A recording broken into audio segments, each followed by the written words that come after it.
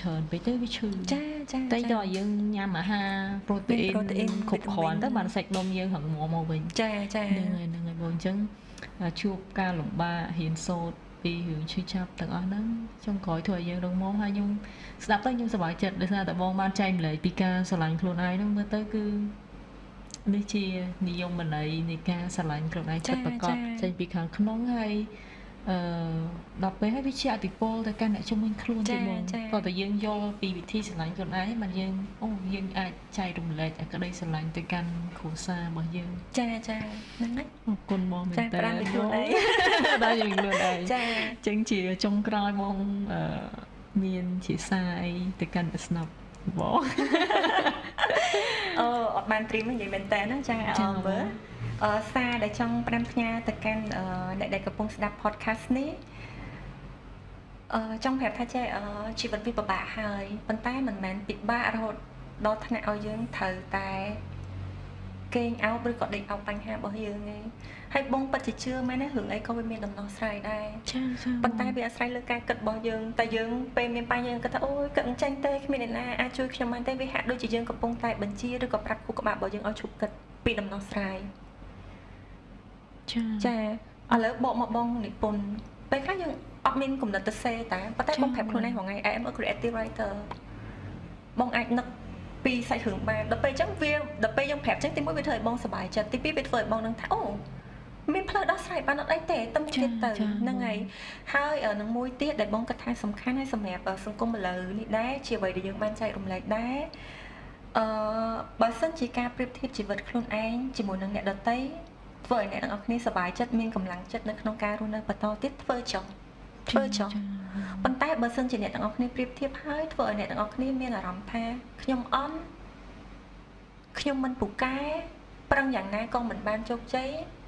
សូមអ្នកទាំងអស់គ្នាបញ្ឈប់វាបើស្រឡាញ់អីមួយត្រូវដាក់ចិត្តដាក់បេះដូងនៅក្នុងការធ្វើហើយធ្វើវាឲ្យជាប់លាប់ដូចកិច្ចលីនិយាយអញ្ចឹងវាប្រហែលជាមិនឲ្យផលភ្លាមទេស្អីក៏ដោយក៏វាត្រូវការពេលដែរអញ្ចឹងប្រហែលជាអាចរងចាំបន្តិចមានភាពអត់ធ្មត់បន្តិចនៅក្នុងការទទួលបានផ្លែផ្កាពីអ្វីដែលយើងកំពុងតែធ្វើហើយនឹងចុងក្រោយដែលសំខាន់ថែរក្សាសុខភាពផ្លូវកាយតាមរយៈការកាត់បន្ថយអាហារដែលមានរសជាតិចាស់ឬក៏រសជាតិផ្អែមពេកប្រៃពេកពីព្រោះអីមិនថាអ្នកទាំងអស់គ្នាមានក្តីសុបិនស្រស់ស្អាតយ៉ាងណាក៏ដោយប៉ុន្តែបើសុខភាពរបស់អ្នកទាំងអស់គ្នាវាចាប់ផ្ដើមរួសរយហើយអត់មានអ្នកណាគេទៅបំពេញក្តីសុបិនឲ្យអ្នកជំនួសអ្នកបានទេចឹងណាហើយការហាត់ប្រាណខ្ញុំគិតថាគួរតែចាប់ផ្ដើមបញ្ចូលវាទៅក្នុងទម្លាប់រស់នៅប្រចាំថ្ងៃរបស់យើងហើយចាហើយមួយទៀតដើរដល់ដំណាក់កាលមួយនៃជីវិតប្រហែលជាយើងអាចត្រូវបាត់បង់មនុស្សជាទីស្រឡាញ់ខ្លះមិនថាគ្រួសារមិនថាមិត្តភក្តិដែលយើងស្រឡាញ់ទទួលយកអារម្មណ៍ឈឺចាប់នឹងចុះទទួលចុះប៉ុន្តែកុំរស់នៅជាមួយនឹងវាយូរពេកព្រោះជីវិតរបស់យើងមានការទទួលខុសត្រូវច្រើនទៀតដែលយើងត្រូវធ្វើហើយការឈឺចាប់ការបាត់បង់វាជាផ្នែកមួយនៃជីវិតហើយបងនិយាយនេះអត់និយាយឲ្យតែបានទេពីពួកឯងជួបហើយគឺទទួលវាព្យាយាមផ្សះផ្សាខ្លួនឯងហើយបន្តដំណើរទៅមុខទៀតចាអរគុណអូនអរគុណបងមែនតើចូលការចែកម្លែកនេះអូយមានរឿងល្អច្រើនគេថាអ្នកស្ដាប់គាត់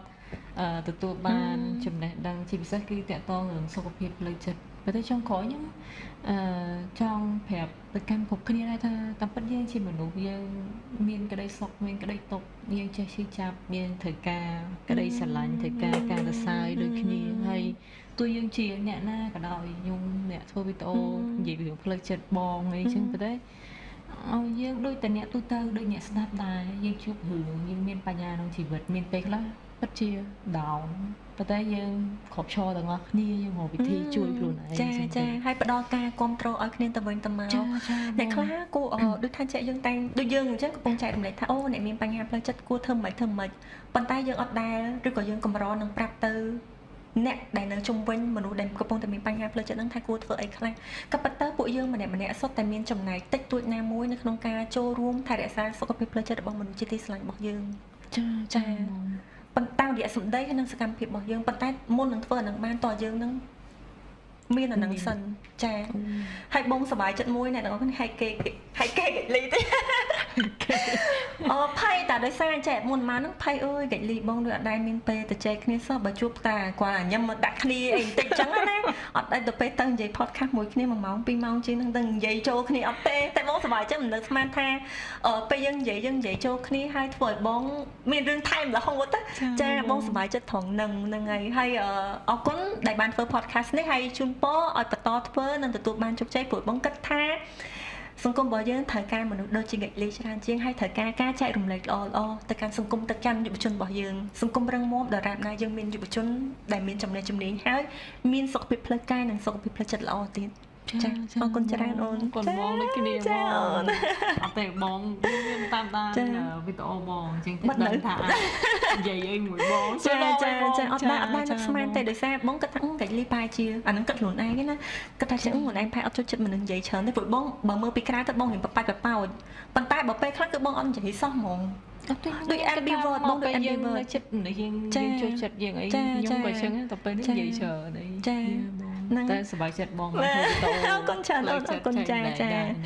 ដូចគ្នាអរគុណគ្នាអរគុណមកសម្រាប់ថ្ងៃនេះចាអញ្ចឹងអរគុណបងប្អូនទាំងអស់គ្នាសម្រាប់ការទស្សនា podcast មួយនេះហើយយើងជួបគ្នានៅ EP ក្រោយបន្តទៀត